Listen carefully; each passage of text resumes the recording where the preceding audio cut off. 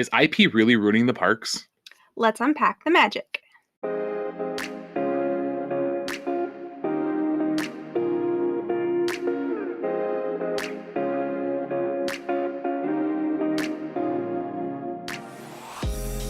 Hello, everybody, and welcome to another episode of the Team Unicorn Podcast. My name is Tyler. And I'm Sammy. And today we are going to be talking and discussing IP in the parks and whether or not we think it's good or bad, or if we want more. And we're going to go over all the different areas throughout the parks that have gotten either an IP addition or lands that are completely based on IP, and just give you our thoughts on them. Yeah, because I hear the phrase quite a bit, like, there's just too much IP in the park. IP is ruining Disney, and so that just brings up the question, is it really ruining the parks? Is it really that bad? Like, is there too much of it? Right. And I think from, like, I guess I'm like a Disney purist more than like a parks purist, that like I'm okay if the parks change and if they add, additions to them, even if it's IP, as long as it's improving the quality of the parks, or as long as it's like still captivating people.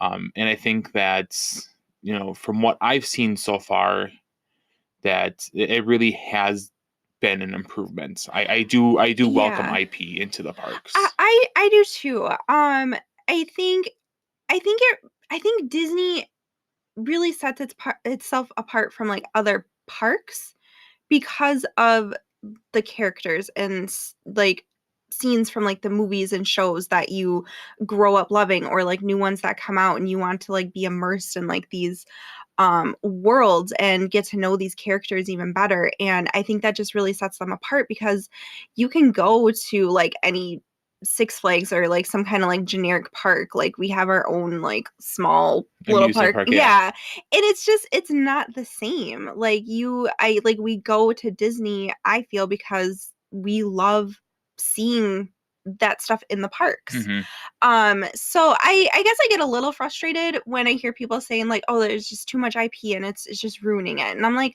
I guess I don't really understand like how it's ruining it. And like, if you're like any sort of a Disney fan, like you like these movies and shows, so I guess I don't really understand like why you wouldn't want to see them in the Disney parks. Right. And it's just like you said, it's kind of like hypocritical almost. Like, yeah, I really like Disney, I really like this movie, I really like Star Wars, but it doesn't belong in the parks. Yeah. Like, I understand that to a point where if it had taken over or something, because there's still people out there that really loved the Streets of America or the Osborne Lights at Christmas time.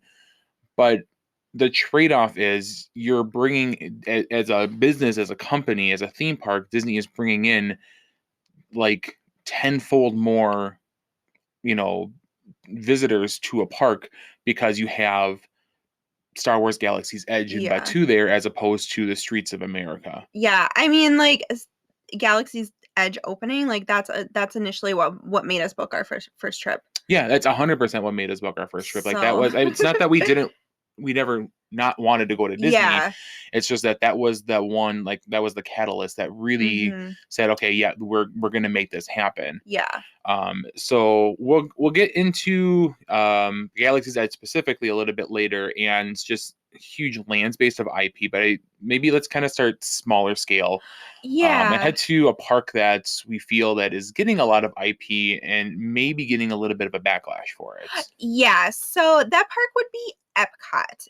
And the whole the whole original theme for Epcot and what Walt envisioned Epcot to be, it isn't even that. Like, when it opened, like, it's not even the same thing. Like, he wanted it to be like a community where people like actually lived and worked, and like all these like technological advances that, in that's not what it is. No, and even when they first opened it, it was way different than the original, envisionment of Walt. They definitely took aspects and they made, but it was definitely more like educational. Yeah. And that's what, like, obviously we didn't grow up going to the parks, but like from what I've heard, it's just, kids thought of that as like the boring park because like, it just wasn't as fun for them.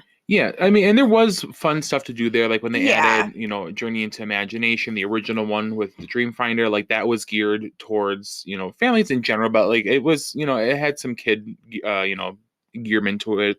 Yeah. I feel like looking back, like Kitchen Cabaret was probably one of those shows that was very much like geared to our kids because it's like Yeah. fruits and vegetables singing. So like Right. there was like stuff for kids, but it was Yeah. very educational Yeah, it based. had like that educational underlying concept to it. And then I think what really kind of kicked off this debate, especially in Epcot, which then kind of reached over for the other parks, was the addition of Nemo, the first IP to the park. Yeah, so like it was just originally the Seas over there, and then they yeah added the Nemo IP, and it's the Seas with Nemo Nemo and and Friends.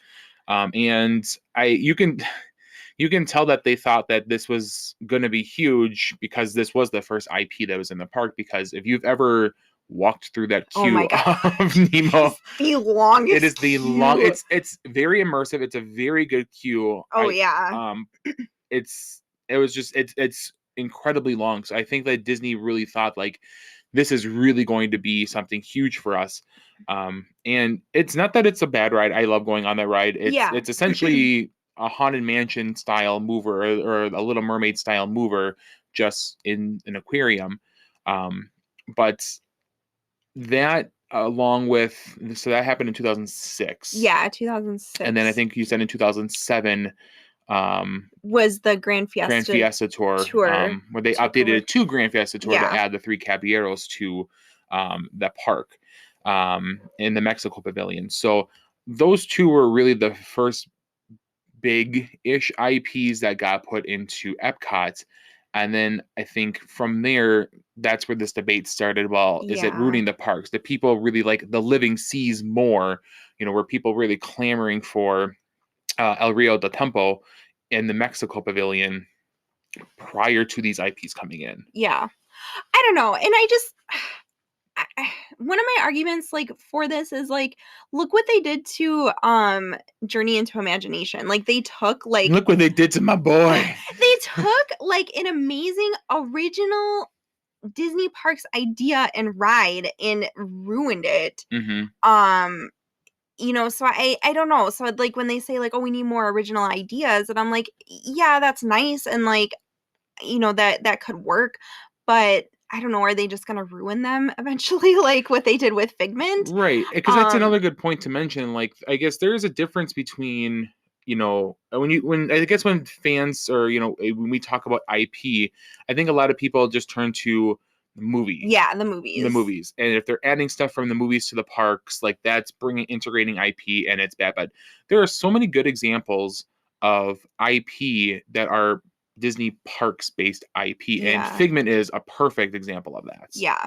yeah. So that's just one thing. I'm just like, I don't know. They essentially ruined like a really good ride, and people want the original um back. We've And never ridden the no, original. we've We want never. it so bad. So I don't know. I just don't know what to like if they can't do the originals like justice, like I don't know, like what's the point of like bringing more original stuff? I'm not saying that they can't, but Hmm. like And I don't Disney know. and Disney has been really good with bringing in. I shouldn't say really good. It's just that when they do it, I feel like it's good. But bringing in parks based IP, they have Figment obviously, which we love. Yeah. Orange Bird, he's prominent quite a bit in a little section in Adventureland and Magic Kingdom, and then Yeah. usually around Flower and Garden, Yep, they or bring even in. Spike the Bee. Yeah, They'll Spike the bring back Bee. Um Chubby in yep. Hollywood Studios. It's an original character put into a ride overlay. But Yeah. But we then you have like all those original like rides that we got like Haunted Mansion, Pirates, like those were all like original and like you get like some of those characters from those hmm rides, like those are all like original ideas and concepts and I don't know if like Disney's just like trying to or I don't know, like I don't know if like Imagineering is different from like Walt stays to like now, and they don't really do as much. But I guess if you think about it, like all of the I can't say all the rides because I don't want to like I can't. It's not all the rides, but like a majority of the rides in like the original Disneyland were based off of properties that were movies. Like look at Fantasyland. You have Yeah. Peter Pan, you have Snow White, you have Pinocchio, you have Mr. Toad's Wild Ride. Like Yeah. those are all rides that Disney purists think like those are like those are the gold Right. standards for those type of rides, But they were but movies. they were all movies. Everything is based off an IP. Yep. It's just like at that time, Disney didn't have this full catalog of, intellectual property to pick and choose from and pluck Oh, from. right. Yeah. I mean, they're up to what Encanto was the 60th Hmm. movie. So yeah, I mean they have like a whole A huge catalog to yeah, pick from now. yeah. So But I mean, then you do get like, the original Pirates, and that, stemmed into like just a park specific type of character or, experience into IP, into movies. right, and that got the addition of Jack Sparrow, which people were up in arms about. Like I know And people. now everyone's okay with it. Like, I mean, Yeah, I haven't met one person that said like I still hate the fact that they put Jack Sparrow in this ride. yeah. Like, he is a great addition. It's a great animatronic. I mean, there's Mhm. multiple animatronics, but it's a really good addition that fits the ride. In I it's weird. It would be weird to see the Pirates without Jack Sparrow Yeah, throughout like it. it just makes sense. Like I don't know, you have this original ride, Pirates, and then you make movie based off the ride, which was very successful and people really, really like. So then it just made sense to add in the main character to the ride that he was based off of. Right, and you make a really good point there that when Disney is adding these characters or this IP into the parks, whether it be like a ride overlay or just like an additional character or a full on fledged out lands, like they're doing it because the property is successful and they know they can make money off of it. At the end of the day, Disney is a It's a business. business, They're a yeah. company. They're here for profits. Bob Chapek knows that better than any other one.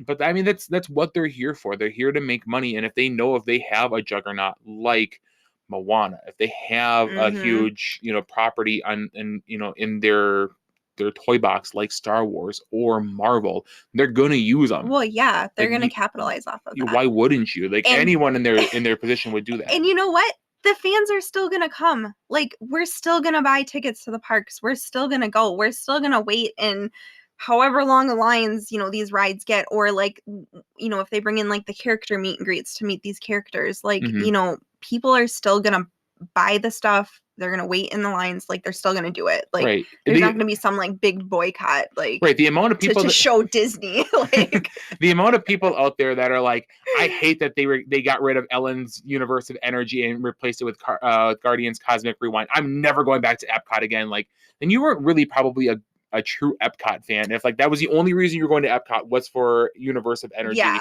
and now you're boycotting the park because of Rocket and Groot are there now. yeah. Like, it doesn't make any sense to me. Yeah, no, I don't know. So anyways, we do have a list. I don't know if you want to just kind of go through them and talk Yeah. about like not all the rides, but definitely some big rides that have gotten a big IP overhaul over the years. Yeah, so we'll start by focusing on just some basic rides or Yeah. basic areas. Yeah. Because there's one exception here of attractions that had, and it was an actual attraction, and then Disney came in and plucked in IP. Yeah. And because this really kind of I think stemmed and started in Epcot, let's kind of stick in Epcot. Yeah, the big And one. the big one, I guess, that kind of really kicked it off, we feel, is Frozen Ever After. Yeah. So that before was the Maelstrom. Yep. Which was an original idea and ride. Like it wasn't from like a movie or anything. Right. So so they after the success that Frozen had and still has, they're like, we'd be dumb like not to put Frozen in the Norway Right. pavilion. Like it just sort of fits. It fits perfectly in the Norway Pavilion, Yeah. I feel, and better than any other park in general. Yeah. But if you Well, want and it, that's funny because I was reading an article and somebody thought that Frozen would have been better in Hollywood studios. And I'm like, where? Like, where are you gonna put like a Right. Frozen ride? I like the Frozen I guess like at the time, stage show. right. And I guess at the time, like what Hollywood Studios was, and I guess what MGM Studios was to begin with, to like what Hollywood Studios is now, is Yeah. completely different. So like I could see the argument like today saying like, well, put Frozen in Hollywood Studios, because like Hollywood Studios is just kind of celebrating like the big franchises now. Yeah. So like I could see an argument for it maybe like today, but like, 5, 6, 7 years ago, like I still think that if you want to keep, you know, the spirit of Frozen there, like putting in the Norway Pavilion just made Yeah. perfect sense. Yeah, I agree. I like it there. Obviously we never got to ride the Maelstrom, but I don't think I'm really missing out. Right. And But the thing specifically with this ride, it's the same exact ride. They didn't change anything that about the yeah. ride. It's just an overlay. I don't know, I would assume they kind of gutted everything, around the flume, Mhm. and then added Frozen to it. But Yeah. everything in there is essentially the same exact ride from what I've seen. It's just now has Frozen. But then there are other cases where they take an attraction building and completely scrap it and completely change everything. Yep. And then that's where we got Mickey and Minnie's Runaway Railway from. Yes. Yep. And that replaced the Great Movie Ride, which I know some people are still like really upset about. From like, I mean, this might upset some people, but like from what I've seen out of like old footage from it, like I don't think that I really would have cared for it too much. Yeah, I it think just the would have only been scene like I would have like probably would have been like the Mary Poppins scene, but like other yeah. than that, like I feel like that was an attraction that was showing its age, that it was time. Yeah, for sure. And it's a great, I don't know, it's a great ride for, I mean, it's a family ride, but like we're adults and we love it. And honestly, like it was way overdue. Like that was Mickey's first like ride Hmm. in Disney. Like, I don't know, that just seems And crazy. it's such a weird thing because like it's like this argument came up again, like, oh, you're just adding more IP to the park. Like, Yeah. one Great Movie Ride was nothing but IP. Well, yeah, because It it was was all it was all movies.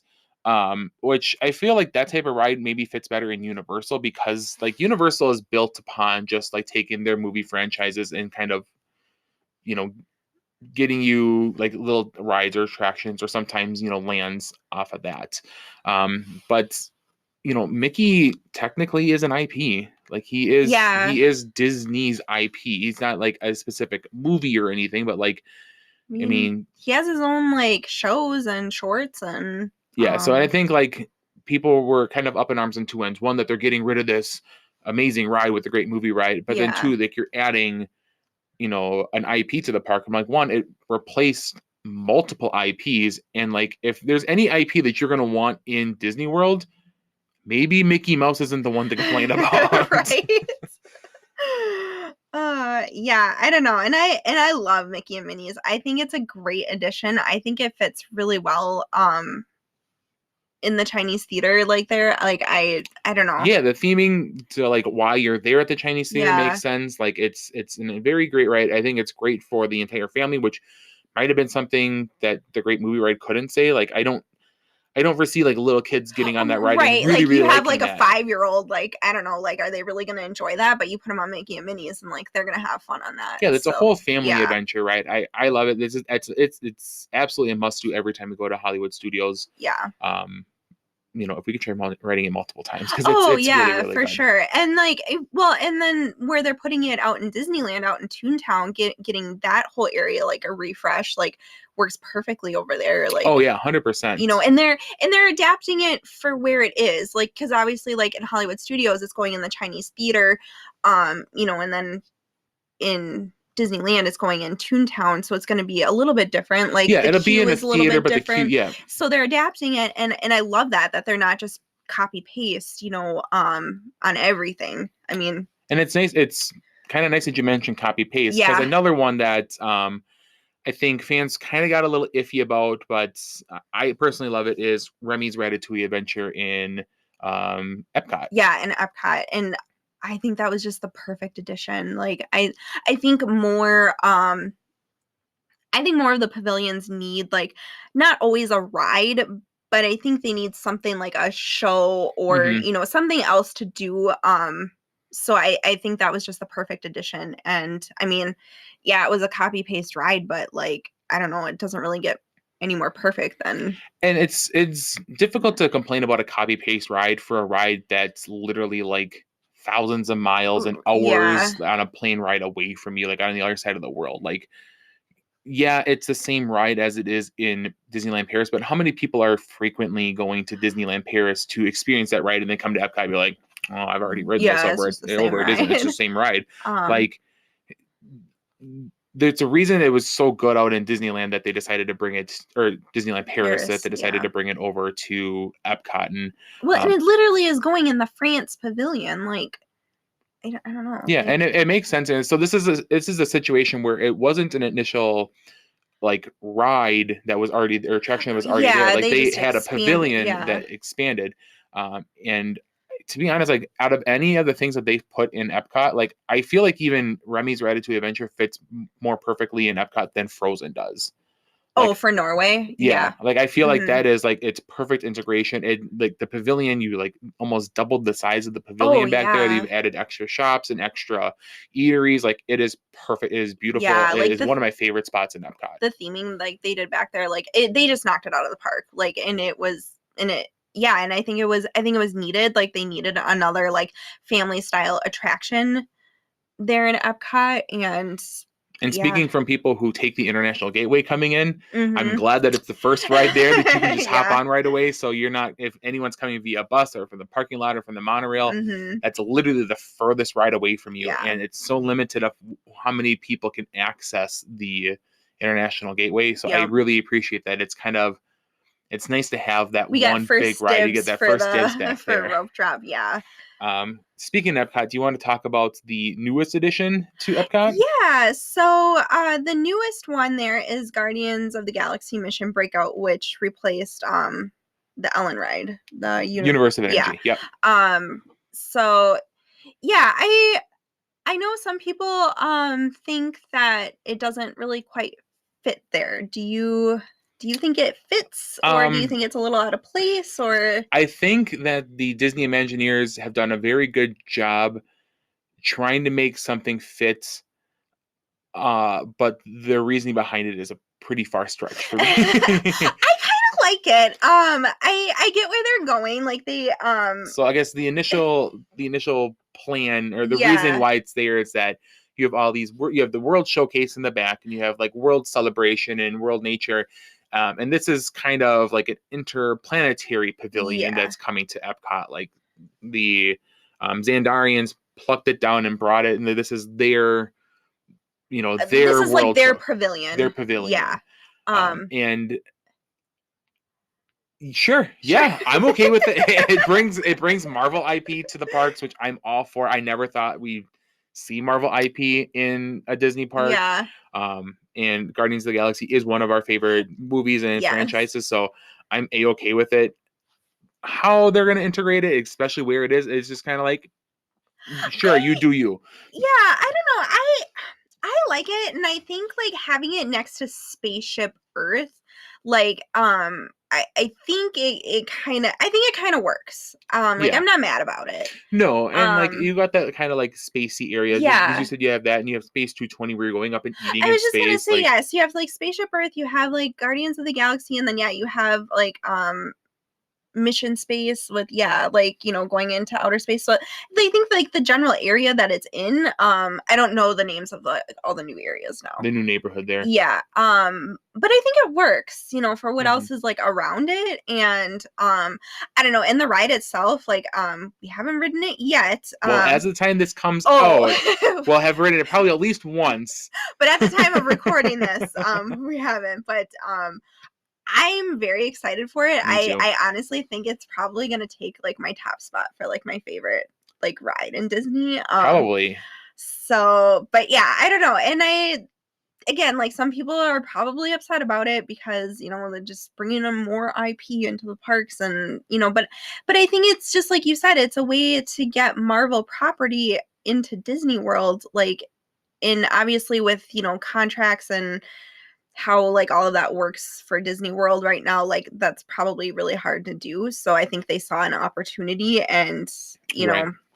I think with how well Avengers Campus is doing out in Disneyland, like they knew that they needed something Marvel, like big Marvel Hmm. down in Disney And World. compared to like what is happening down the road at Universal, like they have their Marvel area, but like it is based like solely off of like the early 90s like comic book and TV show Marvel properties. So like It's nothing it's current. nothing really current, and you can definitely tell like it's really different from what, current fans are expecting out of rides, especially like you said when you have Avengers Campus out Mm. in DCA, which we'll get to in a little bit. But like it's completely night and day with what type of Marvel content the parks are producing right now, or what type of attractions they're producing. And I'd like to see more. I do see Yeah. that there is opportunities Hmm. to put more Marvel into the parks, especially in like Hollywood studios, which would make perfect sense Yeah. for me. It's just how do you integrate it, and then how do you convince these Disney purist fans who don't want these IP in the park, or don't think that Marvel fits into a park? How do you get that into you know an area and make everyone love it? Yeah. And then speaking of DCA, let's kind of hop over to Disneyland Resort, Hmm. because they have two um, rides out there that have had IP integration that some fans weren't maybe necessarily happy about to begin with, but it seems like they're both universally loved today. Yeah, from what I guess from what I've seen. So like the first one is it's a small world out in Disneyland. Hmm. They integrated new dolls. So like from like the movies, and then they put them in like their respected Countries or countries and areas. areas within the ride. Yeah, And I love them. it's so freaking They're cute. they're just like the cutest things. Like and they're integrated. Like they look like the dolls. Yeah, they You look know, they look like they um belong there. yeah. So I think if you don't really, I don't know, if you don't really like them, or even if you don't even know about, like, you probably would miss a lot of them if you're not even Yeah, really looking for them. But they have like a ton, like, I don't know, the one I'm thinking about is just Cinderella and Jack and Gus Gus. That's like one of the first ones that you see going through. I That's really like one like of my favorites. Ariel, Yeah. and or Lilo and Stitch. I Oh, think that's yep. a really cool one, and like the kind of like the Polynesian Hawaiian area that they have there. The characters make sense there to me. I remember when we watched the Imagineering story on Disney Plus. They had kind of talked about like this was something like they took a risk on, like a lot of the, because Disneyland is a local park. Yeah. A lot of the locals were very much against that, and then after they actually saw it, they were like, okay, yeah, you didn't ruin it. It's a small world. Like Yeah. you actually have made it better. Like we're okay Yeah, with this. because we knew about it, so it was really fun, like looking and trying to like Yeah. find them all. Like, so I think because I think Peter Pan, he's flying above you. Yeah, I think Peter Pan and and Tinkerbell yeah, are up they're above. flying above. Also I think Aladdin and Jasmine on the carpet, Yep, they're on the they're like carpet. flying above too. So yeah, it was just really fun to just It like was almost like a little scavenger hunt. yeah. And they're freaking adorable. Like Hmm. I love the Mary Blair style. Like it's so cute. Um yeah, I think that was just a smart move, and I really, really wish they would bring them to Disney World so we get Oh, to see them a little more often. right. I guess speaking of bringing stuff from Disneyland to Disney World, we did get the announcement that they are bringing over the Hatbox Ghost, Yes. integrating that into the Disney World mansion. Yes. But I So guess excited I'm for really that. excited for that too. And hey, that's another kind of It like is. It's IP, but it's park attraction based yeah, IP. it's like park original stuff. And yeah, I don't know. I'm excited. Like I love the Hatbox Ghost. Hmm. Yeah, like I think it's about time he makes his debut in Disney World. And it was so fun, like seeing the Hatbox Ghost for the first time, because you hear about him and you see him like on like we see him on Instagram or like YouTube videos, but like actually seeing him in person was really really awesome. Mhm. But he is in a ride that does get a seasonal overlay, which does Yeah. seem to be very well respected and well loved. Yes. So out in Disneyland, the Haunted Mansion gets the Nightmare Before Christmas overlay. for the holidays. Mm-hmm. And yeah, fans seem to really love that. And I don't know if it's just because it's a temporary thing, but it's still integrating IP into the parks. And it's integrating like what you wouldn't think like a traditional Disney IP is. Yeah. Like putting in like, I don't know, like Moana into Epcot or something, or even like The Incredibles into like Pixar Pier. Like, okay, yep, I can see that. But like, this is like a really kind of like creepy sort of Disney IP. Yeah.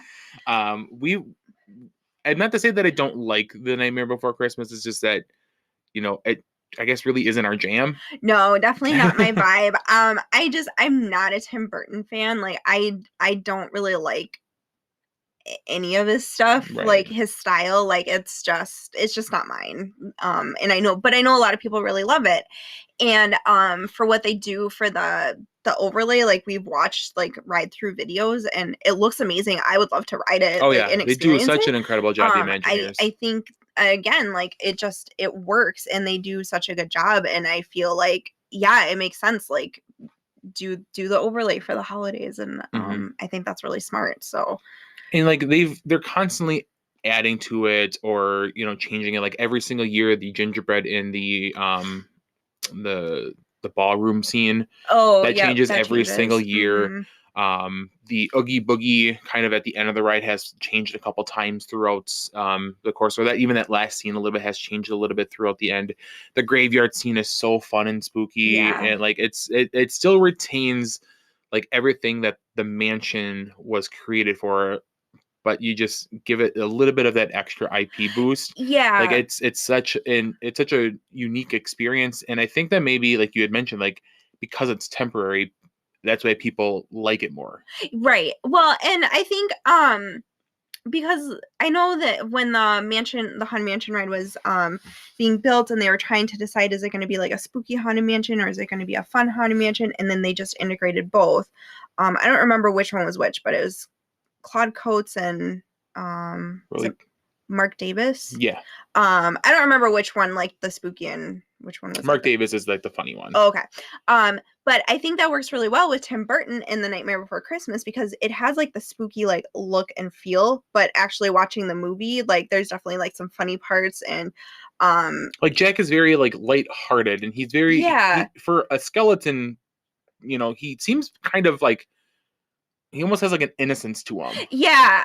So I think between like the two styles of the Haunted Mansion and then just like Tim Burton's like just the style and feel and look of The Nightmare Before Christmas, like it's essentially like the Haunted Mansion. Like you get like the funny and the spooky at the same time. They marry very well together. So I think that it just works so well.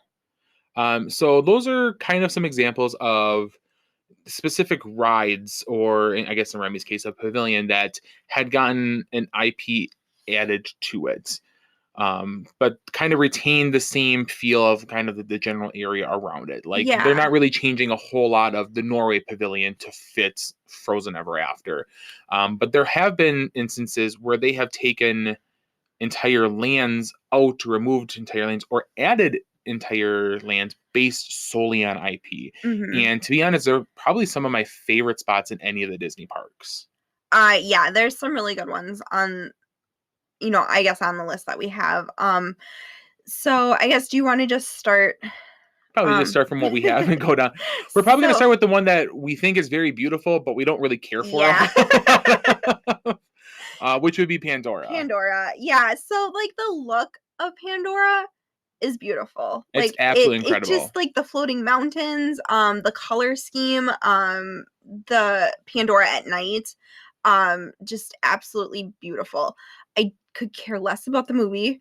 But with that being said, like I don't think just because I don't like the movie or we don't like the movie, I don't think that it ruined like that area of the park by adding it. And it doesn't detract us not liking to go there. Like Flight of Passage is an incredible ride, and it doesn't matter what you think about the movie. Like the ride itself it's very beautiful. It's very it's moving actually, and well, technically it is moving, but like it's like it's a moving ride, and it's attraction, and it's thrilling.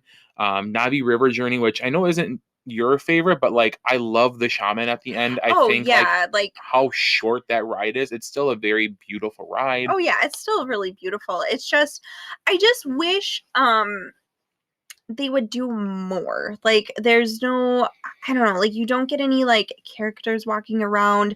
You basically like just have like the two attractions, which obviously one is better than the other.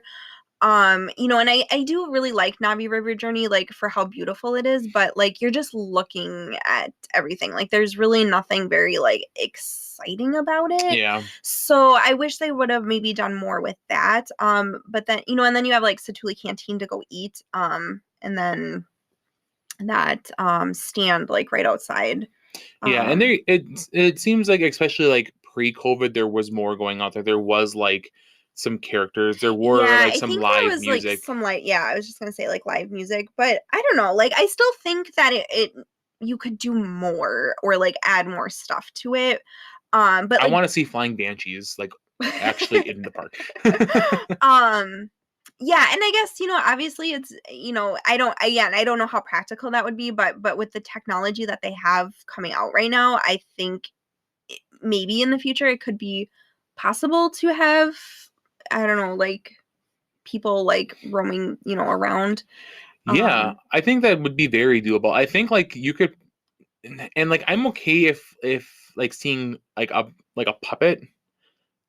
Like I'm okay seeing the puppeteer as long as like the puppet is like the main show. So like if you Right. had like an actual like flying banshee kind of like so think of like how they did Sven in the Broadway musical Frozen. Yeah. Like if you have something like that where it's an actual person inside of it, but like maybe you have like two guys in like kind of like some camouflaged night Mhm. blossom type of like greenery on holding like wings and flapping wings and like they're puppeteering wings, but you have someone inside there like as the banshee. Like you Sure. could make that work and just have like a banshee like just kind of roaming around Pandora. Yeah. Like that would be really cool. Or even like put some people on some stilts and get like Yeah. some Navi walking around. Like I think that would be really cool and it is doable. Like kind of something along the same lines of like Divine Oh, out sure. in Animal Kingdom. Mhm. Yeah. Put like them in like a blue stilted suit. Yeah. Um, and I think that would really one up or plus up the Yeah. area. Yeah, 'cause I guess, like, I just know, like, when we go, like, into Pandora, it's usually just to, like, go to, Santuli like, Canteen. Satuli Canteen to eat, and then maybe if we're getting on Flight of Passage, and then I know we did make it a point to go to Pandora at night to get some really pretty pictures, but, other than that, like, I really feel myself like, "Well, I just don't really have anything else to do." I mean, I can walk around and maybe, like, take some really cute pictures there, but, Mhm. for it being, like, a whole land, for me, I think it just kinda falls short, but overall, I don't think it, like, ruined the park. I don't think, yeah, like you said earlier, like, it doesn't, like, stop us from going and enjoying that Right. area, And but I do feel like a lot of people, especially like in Animal Kingdom, were like, "This is IP. This doesn't belong here." But like Joe Rohde himself, who like was like the mastermind oh, behind creating Animal Kingdom, he was the mastermind behind doing Pandora as well. Like, if he signed off on it, like if he understood the assignment, if he yeah. understood the reasoning why it's there, then nobody else should be questioning Right, it. Like yeah, like he signed off on everything. Like if it's good for Joe Rohde, it's good for oh, me. yeah, I was just gonna say, if Joe Rohde says it's okay, then I'm okay with it, so So let's go down to our next one, which is Toy Story Land. yeah, Toy Story Land. So that's over in Hollywood Studios. Hmm. That replaced, I'm not exactly sure. I'm not I don't know what was out there at that time. I'm yeah, assuming something, but probably was something small. yeah. But I don't know, I really like Toy Story Land. I love the attractions that they have there because there's 3 of them, which is really nice. And it feels very immersive. Yes, like, you definitely feel like because the whole idea of Toy Story Land is that you're in Andy's backyard and you've shrunk down to the The size size of of a a toy.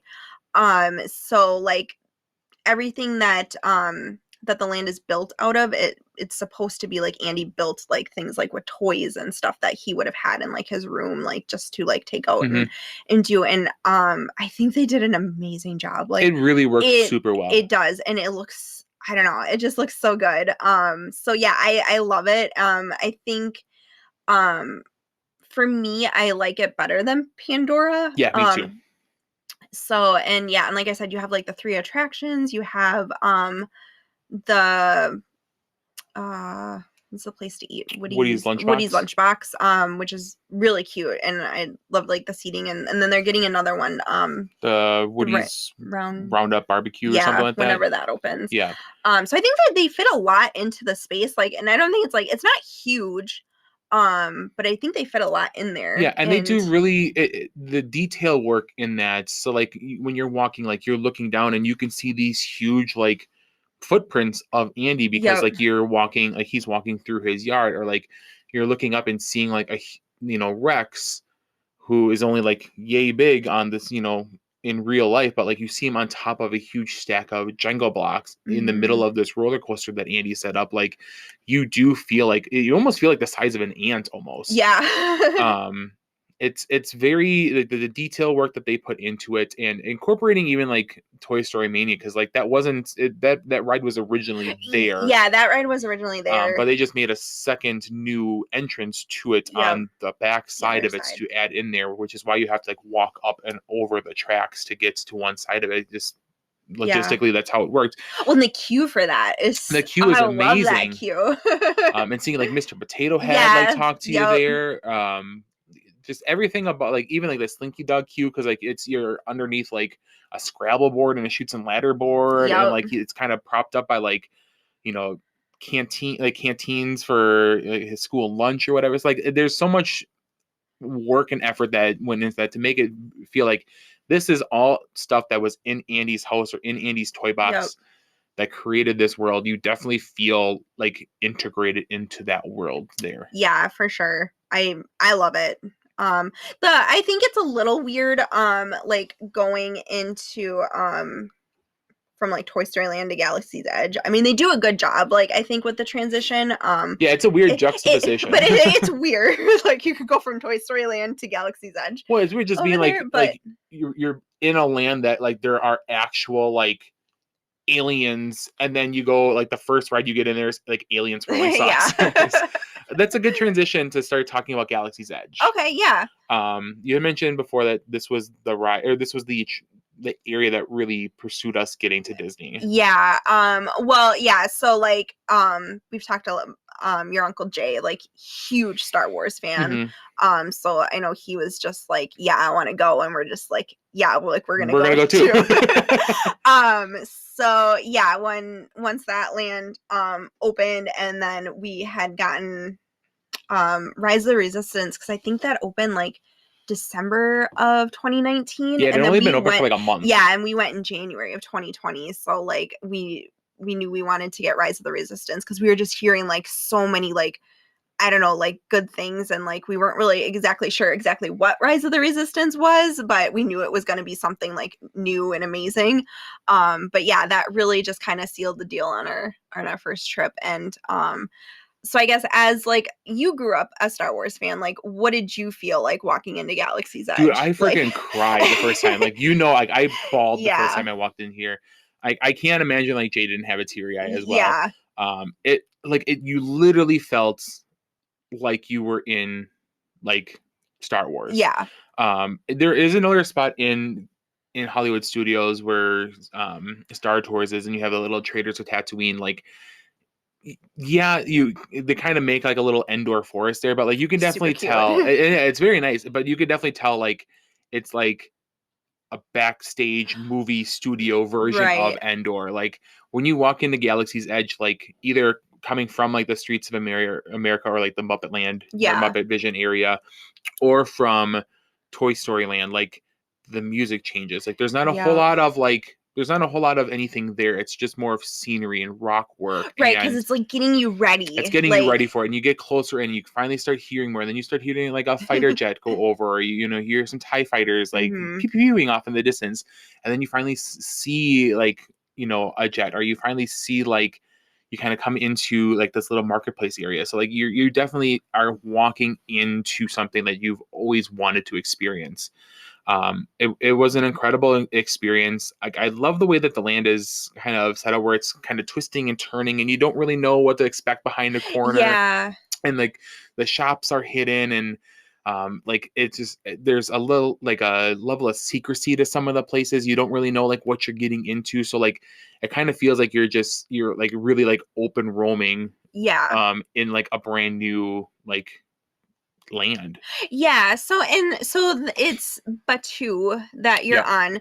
So and that's like completely made up from Yeah, and for the purpose of Galaxy's yeah, Edge. and I Like, feel like some fans do were you probably a little upset about I was that. just gonna say, do you wish they would have like picked a planet from Star Wars, or like do you like that it's I don't think I would have liked it much or as much if it was like a land from Star Wars. Reason being is that I think that if they had made um like a place on like Tatooine or like Coruscant or Endor or something, like the fans would go in with an expectation of what it should be off of what they've seen in the movies. right? Or they would be like, well, this doesn't look the same way as it did in episode 5 or whatever. So like I don't think I think making it completely original to the story of Star Wars, but including it in the canon of Star I Wars, was just gonna say, how do you feel about like the timeline restriction, which they seem to be I lifting? yeah. So for those that don't know, they have a essentially when Batu opened, it took place strictly between episodes, I think Is it eight eight and and nine nine? or 7 and 8. It was Yeah, it was right in it was in the new it's in trilogy. the new. Um and canonically, like there was you'd only see characters from that. So you would see Chewbacca still, but you would only see Rey. You would see Kylo Ren. You would see the new character Vi. But other than that, you wouldn't see anybody else. Like Right. you wouldn't like they You have a wouldn't see like cantina, but like, yeah. you wouldn't see Olga there. You wouldn't see like Jabba the Hutt or Darth Vader or anything Mhm. like that. And it worked for a little bit just because it was new and fresh and people were still like getting to know it.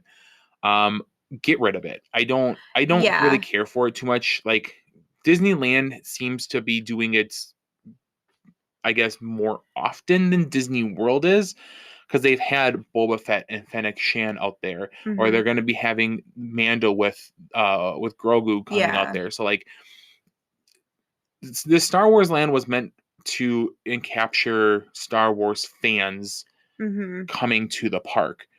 Give the fans what they want. I was Give just them gonna more say, by putting like characters. a timeline on it, you're really limiting what you can experience Especially there. from like of the three trilogies, it's definitely not the favorite of the three trilogies. I think most people probably would say like their Most, original trilogy is like their yeah. I favorites. love the new trilogy. I know That's probably we my both do. yeah.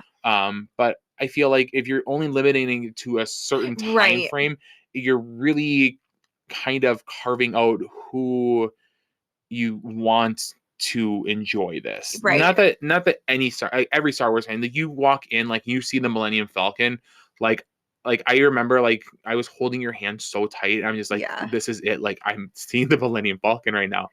And getting to pilot it, And and yeah, like we got Jay to pilot it too, like and like that was just it's so incredible, but like you need more to it. yeah. Speaking of IP, um, we got a character from Millennium Falcon, Hondo Onaka, who's canon to the Star Wars, but it's new to new in the park. So like that's another really good integration of IP Mhm. that made sense for this specific area. Yeah. Um, but like I want to see more characters out there. I want to see like you don't have to have like Darth Vader and Kylo Ren kind of cross paths. Like you can definitely make this make it separate. But like how cool it would be to see like a cast member dressed up as C-3PO Oh, walking down and with yeah. R2 next to him, or like Mhm. someone like because they've done it. They've had R2 out there. They've had Yeah. BB-8 out there. Like they can do it. It's just do it more. Like Yeah. I'm all for the characters,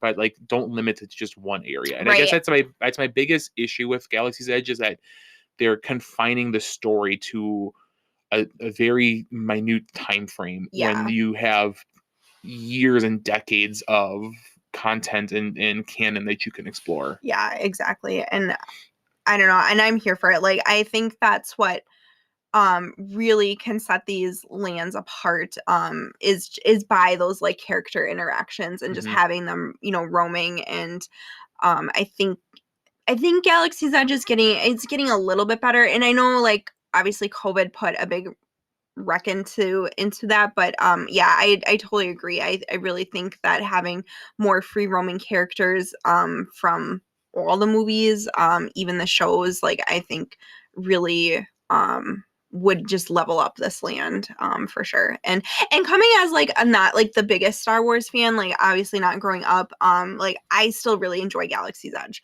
Yeah. And I've heard that from like if you watch Molly from Mammoth Club, I know she's said it before, like she's like a casual Star Wars fan and she absolutely loves this land. And you know, and I like you said before, I think like some like really hardcore like Star Wars fans maybe can be like too critical and maybe Right. don't enjoy it as much, but I think it helps like not tying it to like a planet that already exists, like to kind of ease that a little bit. But yeah, I think it's definitely a land that everyone can enjoy because it is so immersive.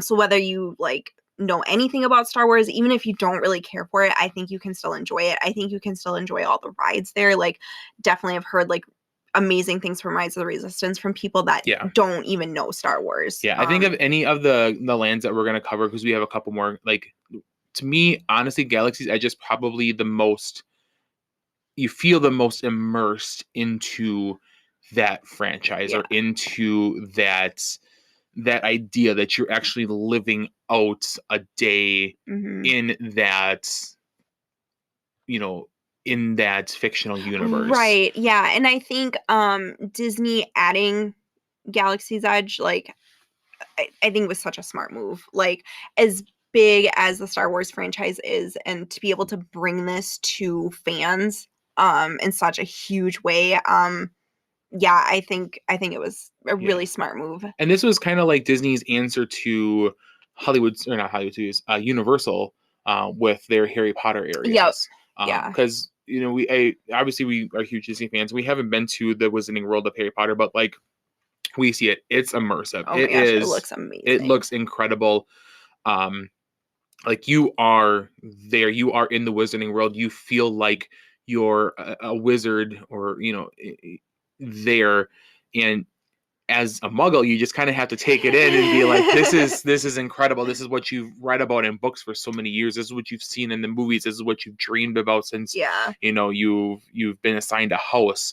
So like that, I feel like Disney needed to capture that type, because like that, to me, like at that point when it came out, like was the gold standard of type of like storytelling and immersion. Like Universal Studios did such a good job with that, with those two areas, that Disney needed to do something, and this was their kind of answer to it. And I feel like, me being more of a Star Wars fan than a Harry Potter fan, it makes more sense to me, and it means a lot more to me. But if you're like either like a hardcore Star Wars fan, I could see where someone would have been like, well, I was expecting something different. But like if you're like I feel like a hardcore fan and a traditional fan are, you can separate those two. Like hardcore fans, like they want, like I want to be sitting in Olga's Cantina. I want to be in the spot where Han shot. I'm like, okay, but like this is not what we're doing here. We're doing something completely different, and we're giving you a new experience so you can live out your own new Star Wars story. We don't want you to like have to relive another character story, which I kind of think is how the Wizarding World is. Like you're going into a character, or to areas that Harry has already experienced. So like you are Harry or Hermione or any of your favorite characters in that experience. While in Galaxy's Edge, you are the new character. You can be whatever Star Wars character you want. If you want to be Luke or Leia or Ahsoka, like you can be that character. But if you want to be Tyler or Sammy that are coming in from you know, this far off inhabitable planet, that like you're, you know, experiencing this for the first time, you get to do that. And I think that's what really kind of sets Galaxy's Edge apart. But for me, like the weakest down point is just not having like those like tons of free ranging roaming characters from all over the franchise like you do in California. Well, speaking of California, they have probably one of your favorite lands. This is my favorite land. As much as I love Galaxy's Edge, like this is hands down my favorite land based on an IP in any Disney park that I've ever been to. Yes. So we are talking about Avengers Campus Mm-hmm. out in Disney California Adventure. So that we had to wait for this one a little bit. bit. Because it was scheduled to open during the pandemic. I think I think in like June or something. Mm-hmm. It was scheduled to open, but it didn't. It opened the following June, so in 2021. Yeah. So it took a little while, obviously with stuff going on in the world, and it replaced the Bugs Land, which it's oddly enough, I do see like one or two people that still are like rooting for a Bugs Land, like to reclaim its throne. Right. It's apples to oranges with these two. I mean, it's like Avengers Campus has all the stuff that I love about Galaxy's Edge. And then you add all the characters that come into it. Oh my gosh, they're just killing it out there, like because they're not restricted to the timeline. There's no timeline. So, so you obviously will have Tony Stark, which we all know he died. But you can meet Tony Stark. But you can still meet him. You can meet both versions of Captain America. Out there, and I think the biggest thing for me is just it's not set in a specific timeline, but it's the characters that we currently are seeing right now. And I think that's what makes it so awesome, because it's, as being, we're huge Marvel fans. We both are just really huge nerds when it comes to this fandom. But then seeing characters in attractions at the same time as we're seeing them in the movies, and seeing these same familiar franchises all working together, it just makes so much more sense than whatever they wanted to figure out Galaxy's Edge was. It was just so fun, especially when we were watching Loki, getting all the different variants of him, they're oh yeah, look who's showing up in the parks today, we got President Loki out there, and I just think that's just so fun.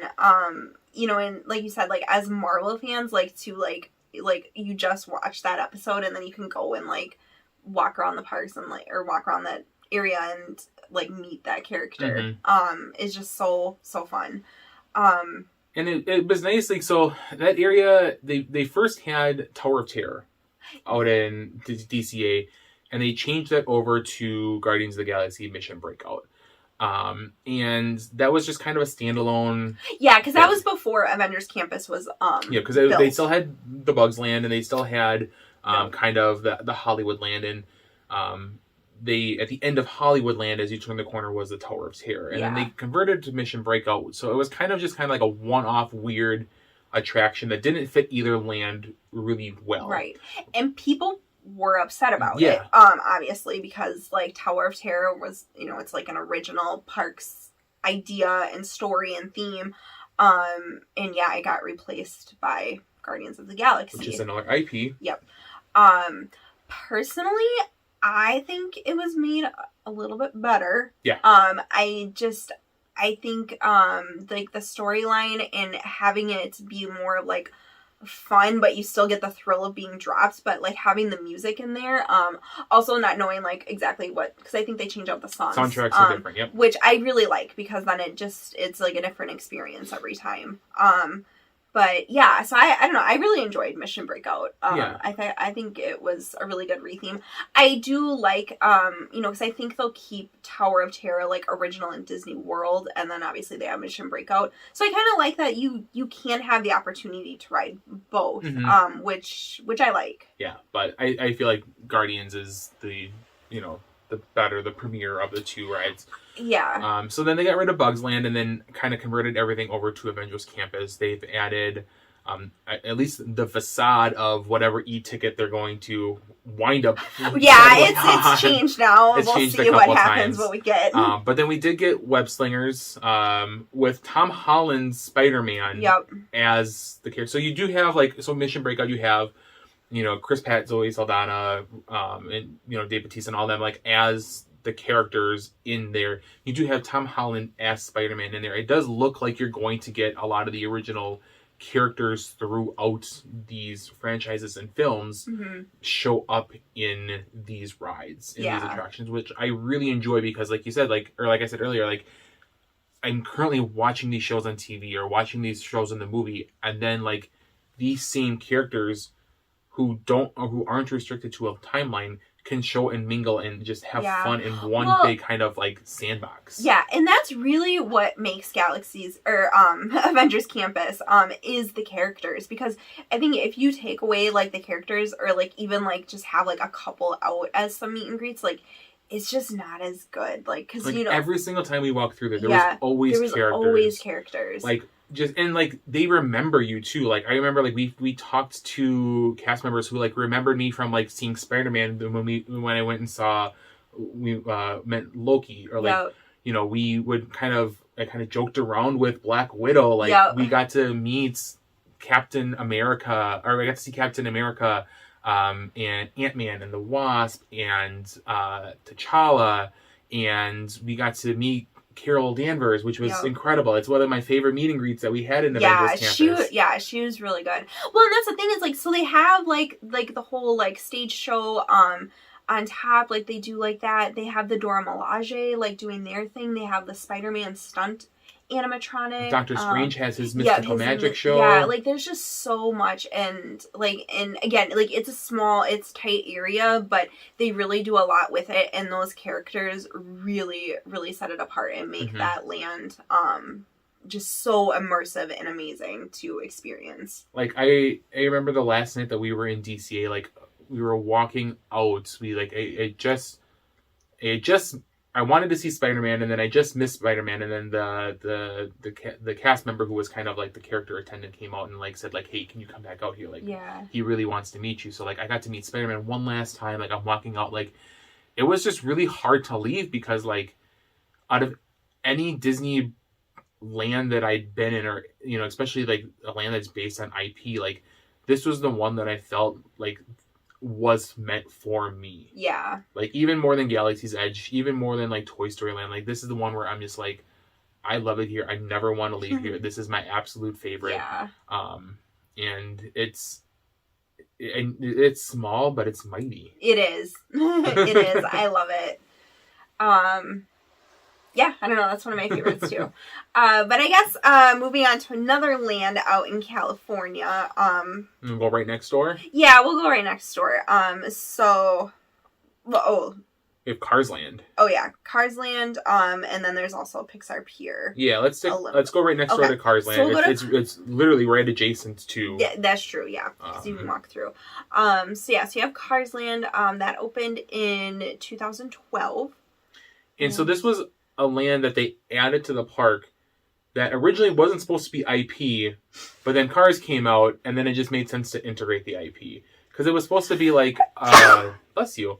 Thank you. It was supposed to be like, still kind of like that trip down Route 66, old style, like kind of off the road, one town, or one, you know, light pit stop town. Yeah.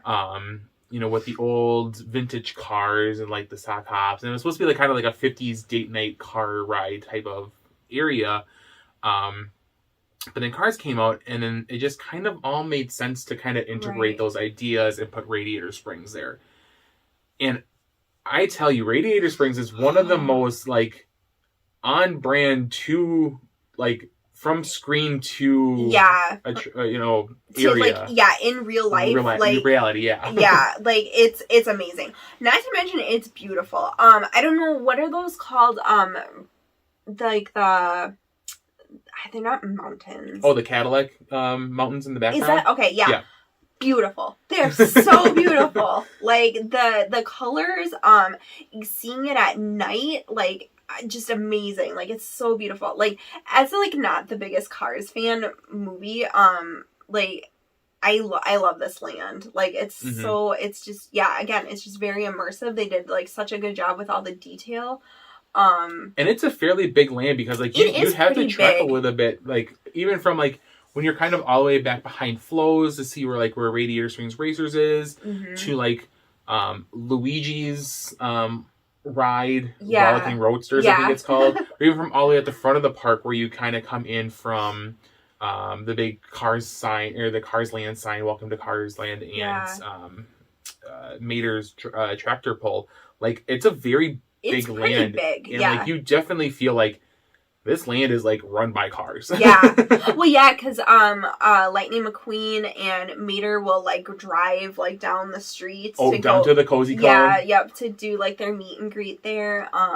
Yeah, not to mention Radiator Springs Racers, the ride like is amazing. Mm-hmm. Like it's like it's like the vehicle technology of Test Track, but did something good with that. Yeah, but did something good with it. Like it like tells like a story, and like you're going through like, you know, the other part of the land, and I love that ride. Yeah, and it's nice. It kind of like the same along lines with Incredicoaster over at Pixar Pier, where like you have an onboard soundtrack. So like I remember like when you're actually in one of the cars, you're racing someone else, but like you kind of turn a corner and you can see like the waterfall off in the distance with some forced perspective, and you get like just an amazing soundtrack, and it just sounds so like triumphant and like heartwarming. So like they use this soundtrack to really play into how like emotional like and beautiful like this area is. And then you actually get into like the physical like set scenes where you're actually like a car. Yep. And then it kind of turns into like this like one-on-one race through Radiator Springs, or through the mountains, and it's like then it gets upbeat and tempo, and it's so exhilarating, honestly. Yeah, I love that attraction. That was I don't know, they did a really good job with that. So, but yeah, again, like just adding IP, and I think just Disney just really knocks it out of the park, I think, when it comes to detail work and really making you feel like you're in these lands. Like I said, Cars is fine as a movie, but like I love walking through that land. Is so like out of any of the places in DCA, like we probably found ourselves more in Cars Land and Avengers Campus more than anywhere else in the park. Yeah, for sure. And it's those are lands solely based on IP that we love so much, and like I don't think it would be nearly as good if any other type of IP, or if there wasn't IP in there. Right. Yeah. So, and then we can just touch on, I guess, Pixar Pier a little bit. That was used to be Paradise Pier. Yep, when it first opened up. And I mean, it kind of seems like it's gone through a couple iterations, but now it's currently Pixar Pier, and I think it's a really cute, fun area to it really is. Yeah. Because you have the Incredicoaster, which, I mean, for a roller coaster, being like outside, like, I mean, they do add like some theming elements to it. You can smell like the Jack Num Num cookie when you're going. To be honest, it's probably like one of my favorite rides in DCA. Yeah, like honestly, like we rode that probably the most. I think like 5 times at least.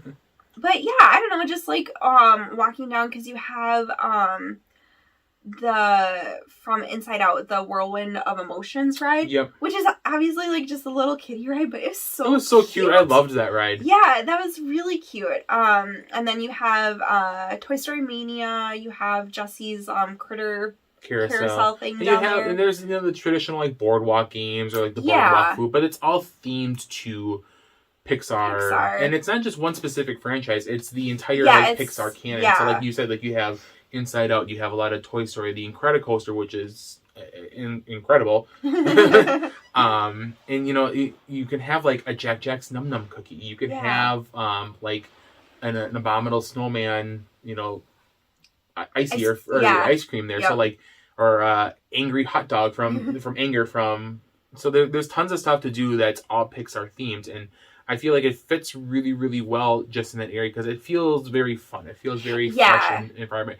And then on top of that, you add characters into there. Yep, yeah. So they do some character meet and greets out there, and I mean, obviously it's not like Cars Land or like Avengers Campus, but it still has like, I don't know, just like that really fun Pixar Disney like feel to it. Yeah, there's a tonal theme that goes over the whole area from Emotional Whirlwind all the way up to Lamplight Lounge, really, in that area. And it's a small area. Again, it's small but mighty. Like there's a lot to it, it's just when you walk into it, like you just feel like it's very fun. It's very fresh. You just feel like you're just gonna have a good time there.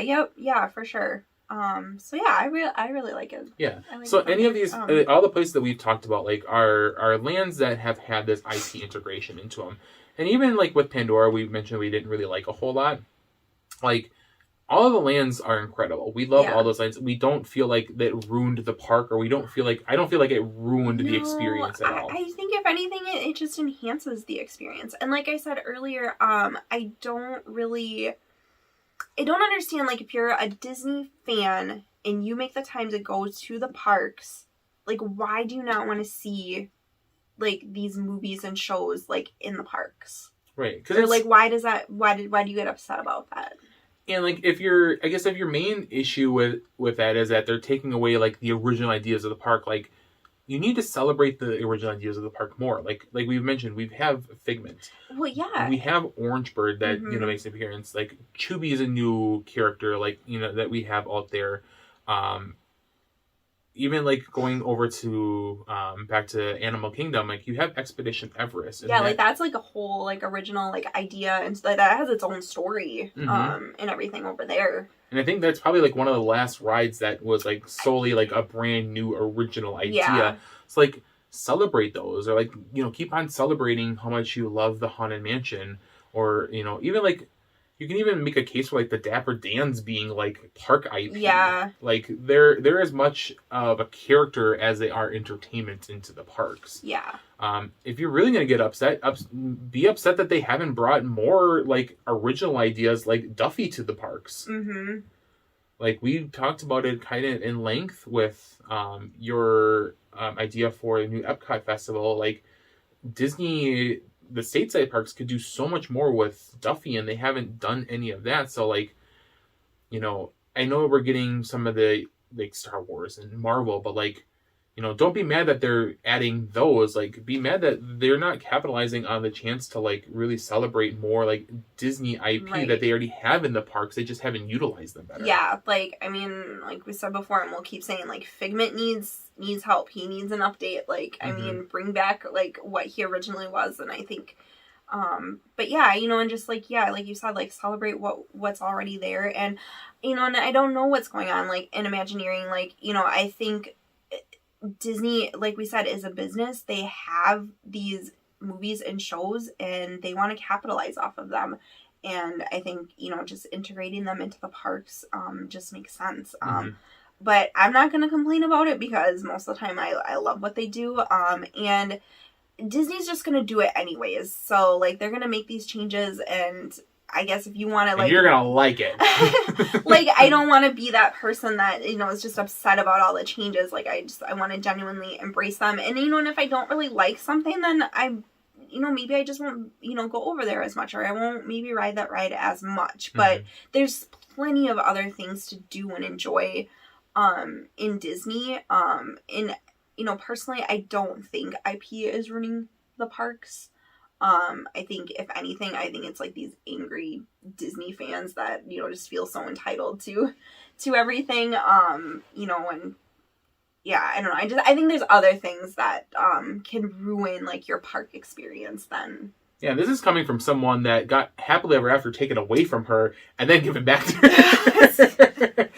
But I agree with you. Like, this is, like, Disney is, at the end of the day, a business. If they know that they have a very marketable franchise on their hands, like, Spider-Man and the Avengers, like, why wouldn't you integrate that into the park as much as you could? If you have Star Wars, a juggernaut that's been around for decades, that people, like, still love and still will flock to, why wouldn't you put that into the park? Right. And we've obviously gone over some examples where they've done it very, very well, integrating, like, new ideas like Avengers Campus with new characters, or, areas where they haven't really done it the greatest, like Pandora or Star Wars Galaxy's Edge, but, like, those areas are still incredible. They're still amazing. Like, we haven't even talked about, like, some of our favorite, like, interactions in the park, which are IP, like seeing Kevin at, like, Animal Kingdom. Yeah. Like, that's incredible. Like, or we're going to be seeing a new walkthrough Moana experience.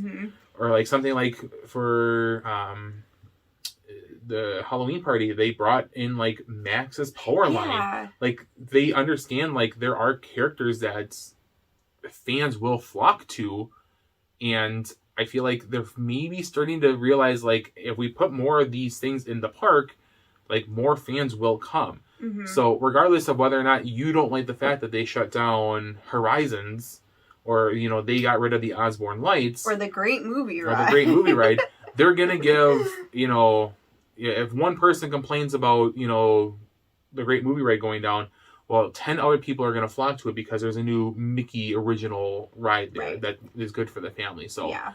Well, and that's like what I said. At the end of the day, like, people are still going to go to the parks. They're still going to buy those tickets. Like, I don't think there's really anything that Disney's going to do that's going to make us, like, make a good majority, or like make it noticeable that, like, we're boycotting Disney, or like we're just sick of Disney and we're not going anymore, kind of, like, thing, because of what it sounds they're doing. Like, I can't imagine being sick of Disney. Yeah, like, I don't know, but I feel like when people get so upset about, like, you know, these changes, or like what they're adding or taking away, you know, I think there's just maybe other things that, you know, maybe that happen in the parks that are more worthy to get upset about. Yeah. You know? I mean, there's always going to be something to complain about, but if you're going to complain about Disney putting Disney-owned property into a Disney park for Disney fans, like, then Disney's not the place for you. Disney's not the place for you. Yeah. Like, you're probably the same person that's mean to cast members, and that's not okay. That's like, definitely not okay. You're definitely ruining someone's day by doing that, so... but we want to know what you guys think about IP. Yeah, like, are you... I don't know. Like I said, I like IP. I love seeing it. Like, I just seeing it from the movie to, like, experience it in real life. Like, to be honest, I want more IP. Yeah, like, I do too. I want to live close to a park like Avengers, or like DCA, where they have Avengers Campus, where I can literally go and watch the season finale of Miss Marvel and see Kamala in the park the very next day. Or I want to see where I can watch Loki and see where he's gone from prisoner Loki to now President Loki as a variant, and then go and meet President Loki the very next day, or see the Hulk, or see, you know, Sam as Cap. Like, I want that more in the parks, because to me, that's what I want as a fan. That's what I feel like, you know, I need as a Disney fan, is I want to see more. I want to see, like, Ahsoka walking around Galaxy's Edge. And I think that's why we just love character interactions so much. I really think it just elevates and just changes the whole Disney parks experience, is bringing those characters in and having those interactions. But yeah, let us know what you guys think about IP. Are you on team, I want my Horizons or Universe of Energy back, and I don't want these new IPs in there? Or are you okay with the changes as long as, you know, they're for the good? Which I think, for the most part, on our perspective, like, these changes adding IP has been for the good. But definitely let us know what you think, or if there's a area in the parks that you think could be improved a little bit more with IP. Yeah, we want to hear those ideas as well. You can always drop us an email or a message on Instagram. We're always on there with updates.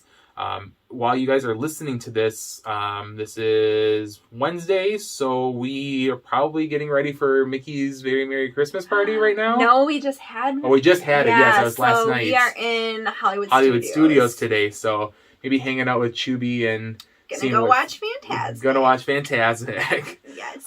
So follow us along on Team Unicorn Podcast on Instagram, where we will update. We'll probably update on our personal ones too, which you can find there.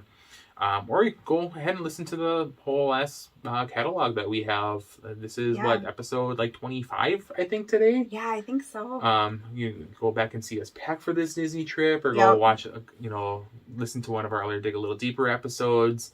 We would really appreciate that, and we love having the interactions and conversations with the people that listen and follow along with us.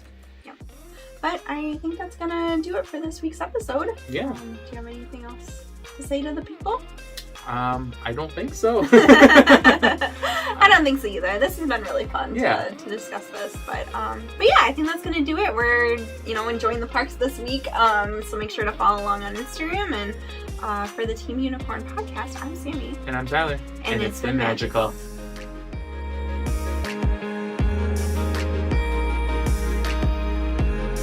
Thank you for listening to this week's episode of the Team Unicorn Podcast. You can find us on all major podcast platforms as well as YouTube.